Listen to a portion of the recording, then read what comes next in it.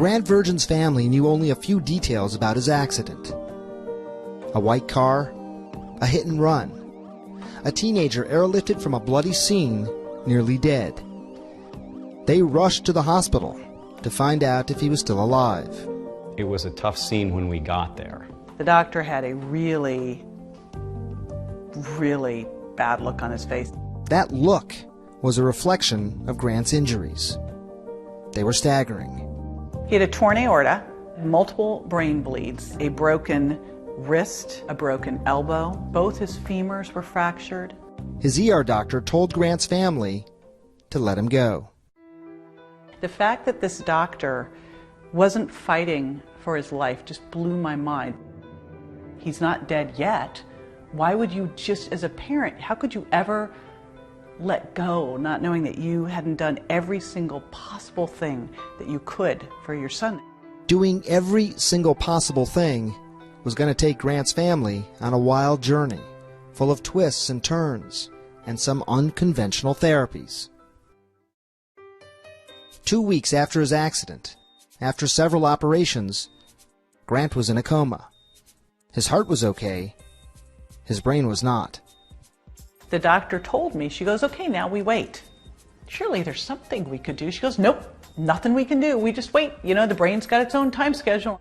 In what would become a theme, impatient, Grant's family swept aside that doctor's advice. First, they tried progesterone. That's a hormone that, according to early studies, may reduce inflammation in the brain. Soon afterward, his family says Grant began to speak. He'd say, let's go. He'd say, I want to go home. But he really just brief little, like, yes, no type of things, not big, long explanations of anything.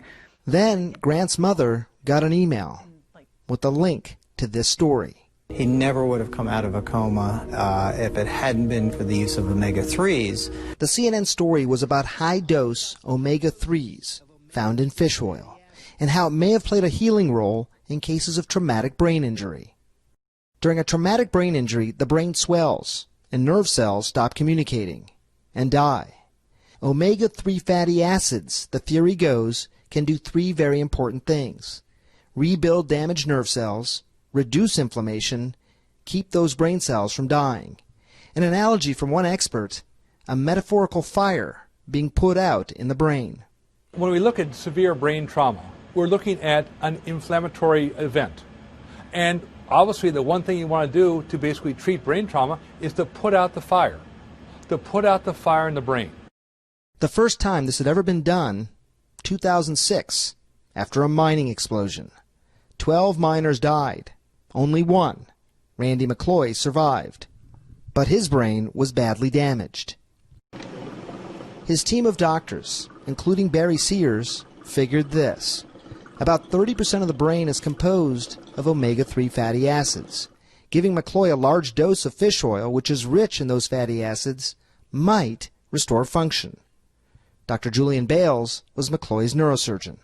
So the concept was then trying to rebuild his brain with what it was made from when he was an embryo in his mother's womb. Rebuild his brain? Yes. So we gave him a very high, unprecedented dose to make sure we saturated and got high levels in the brain. Yeah, I'd just like to thank everybody for their thoughts and prayers. After the fish oil, McCloy made a dramatic, full recovery. The science is not clear.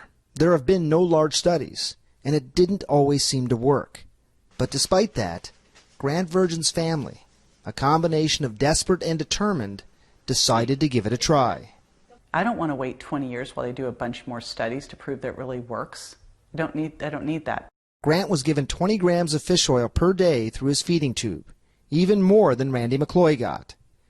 In December of 2012, 9 weeks after his accident and only 2 days after starting high-dose fish oil therapy, Grant Virgin made a phone call. And I wake up the next morning and I went, did Grant call me and did we have a whole conversation? I just remember going, I must have dreamed that. That couldn't have possibly happened. But it did happen. It was unbelievable. And a couple days into giving him the fish oil, he is now talking in sentences. In time, Grant became more animated, and soon he was walking.